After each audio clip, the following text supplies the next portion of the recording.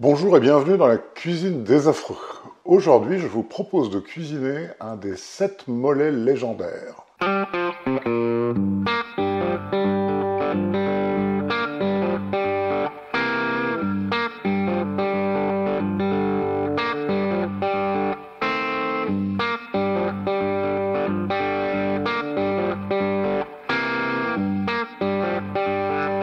Dans la province de Oaxaca, il y a une population qui descend encore souvent directement des Aztèques et s'est perpétuée la tradition de ce qu'on appelle les 7 mollets légendaires.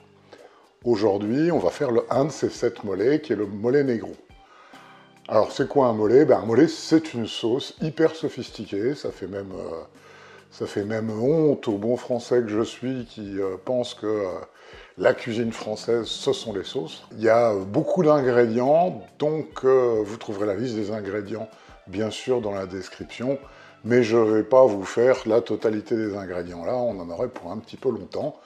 Je parlerai de chaque ingrédient au fur et à mesure qu'on progressera dans la recette. Donc globalement, les mollets sont des sauces qui sont servies avec du poulet poché.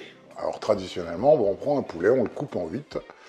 Là, on fera une petite variante puisqu'on fera des cubes de filet de poulet. Et pour nos amis véganes, il y a la possibilité, bien sûr, de remplacer ces cubes de filet de poulet par des cubes de tofu. On va détailler pour faire des cubes de poulet.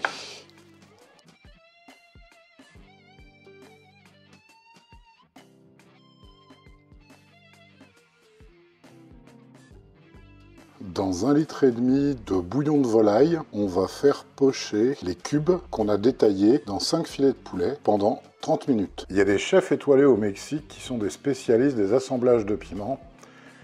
Et la tradition vient en fait de la cuisine aztèque, où vont être subtilement mélangées les différentes fragrances des différents piments.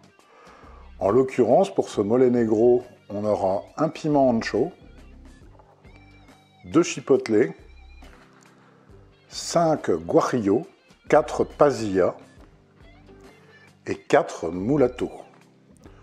On va équeuter et égrener tous ces piments et on garde les graines. On a nos piments et on a gardé les graines. Une demi-heure plus tard,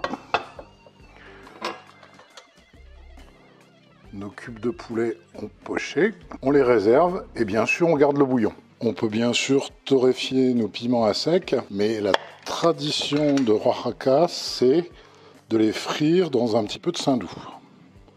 Excellent saindoux de porc basque.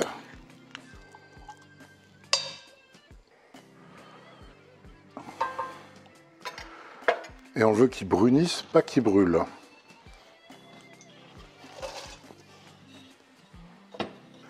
Au bout d'à peu près 10 minutes, il se dégage des fragrances absolument fabuleuses.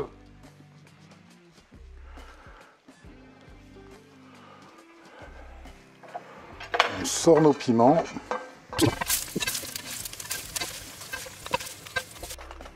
On les met dans un saladier. On va couvrir d'eau bouillante et les laisser reprendre vie pendant 30 minutes. Pendant ce temps-là, on va mettre à dorer un oignon coupé en 8 et 4 gousses d'ail.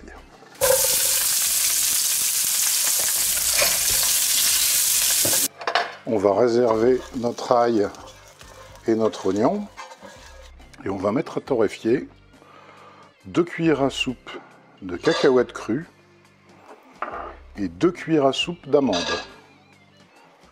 On débarrasse les cacahuètes et les amandes et on met à rôtir nos graines de piment en faisant bien attention qu'elles ne brûlent pas. On peut débarrasser nos graines de piment.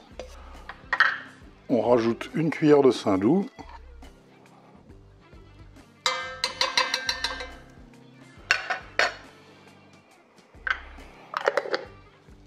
Et on va frire 2 cuillères à café de raisin sec.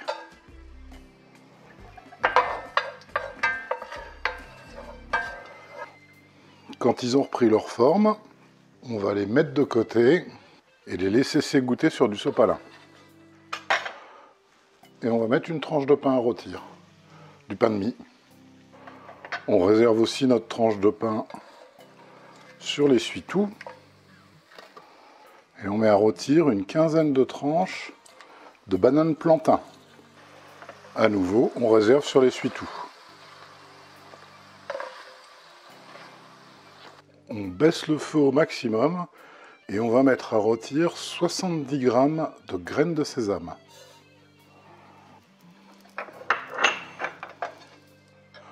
Quand notre sésame commence à colorer, on rajoute 2 noix de pécan.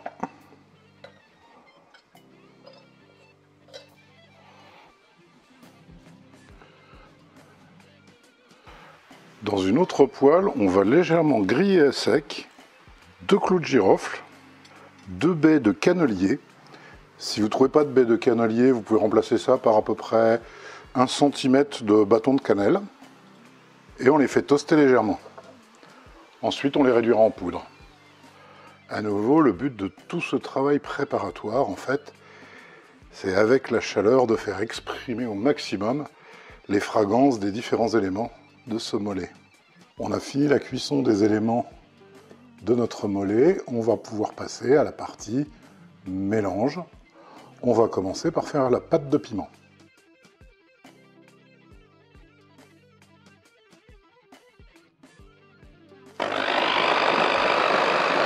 Voilà notre pâte de piment. Second mélange, sésame et noix de pécan, graines de piment, cacahuètes et amandes torréfiées, le pain et les raisins secs.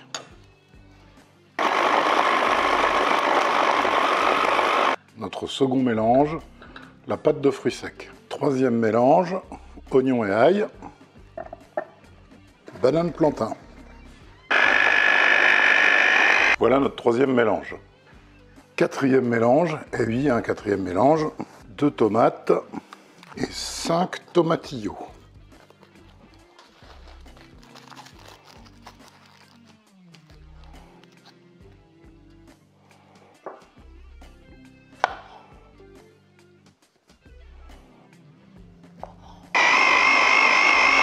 Voilà notre quatrième mélange. On écrase nos épices. Et il nous manque encore un petit ingrédient, c'est de la feuille d'avocat.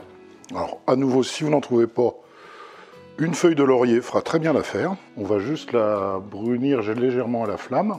Une demi-cuillère à café de thym et une demi-cuillère à café d'origan mexicain.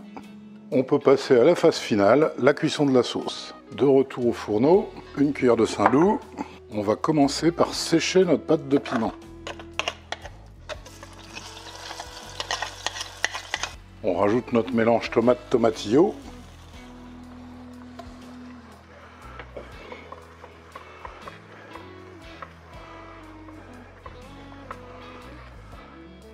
Et on va laisser cuire en remuant jusqu'à ce que l'eau de végétation des tomates soit quasiment toute évaporée. On assaisonne avec nos épices. On rajoute notre mélange oignon, ail, plantain.